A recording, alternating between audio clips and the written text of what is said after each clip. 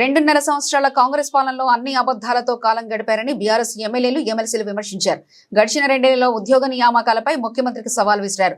తెలంగాణ భవన్లో బీఆర్ఎస్ ఎమ్మెల్యేలు D Sudheer Reddy, Madhavaram Krishna Rao, KP Vivekananda, MLC రాజుతో కలిసి మీడియా సమావేశంలో మాట్లాడారు.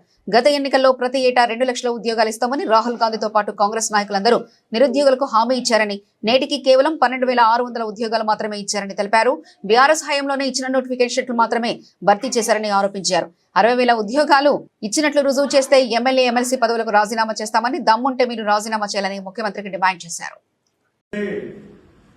ఈ రోజు హైదరాబాద్ బాగుపడది అంటే అది కేటీ రామారావు గారు, కేసీఆర్ గారి నాయకత్వంలోనే ఇంటికి ఇంటికి మంచినీళ్ళు వచ్చాయి. హైదరాబాద్ నగరంలో మీ కాంగ్రెస్ శాసనసభ్యులు టి జనార్దన్ రెడ్డి గారు ఈ ప్రభుత్వం ఉన్నప్పుడే పోరాడితేనే ఎన్ని ఇబ్బందులు ఆయన ఆ రోజు పోరాడినప్పుడు నేను కూడా ఉన్నాం. అప్పుడు మేము ప్రతిపక్షంలో ఉన్నాం.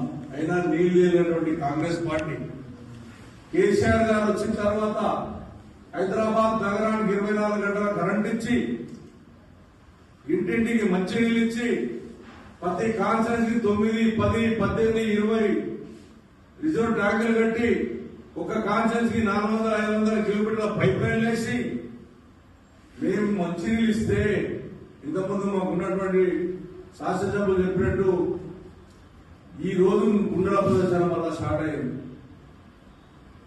సిగ్గు శరం లేకుండా వచ్చి ఇంకా హైదరాబాద్ నగరాన్ని మేము అభివృద్ధి చేస్తున్నాం, మేము డెవలప్ చేస్తున్నాం, మేము ఫౌండేషన్ చేసినటువంటి బ్రిడ్జ్లను ఇనాగ్రేషన్ చేసుకుంటూ మా దగ్గర కలిసి దొంగల దగ్గరికి తీసుకుపోయి పైన కూర్చొని వాళ్ళని మెచ్చుకున్నట్టు, ఆ దొంగలను 9 మందిలో 9 మందిని రిజైన్ చేయకుండా పక్క కూర్చోబెట్టుకొని మన ప్రతిపక్ష నాయకులు మేము సేవ చేస్తున్నాం చెప్పుకుంటూ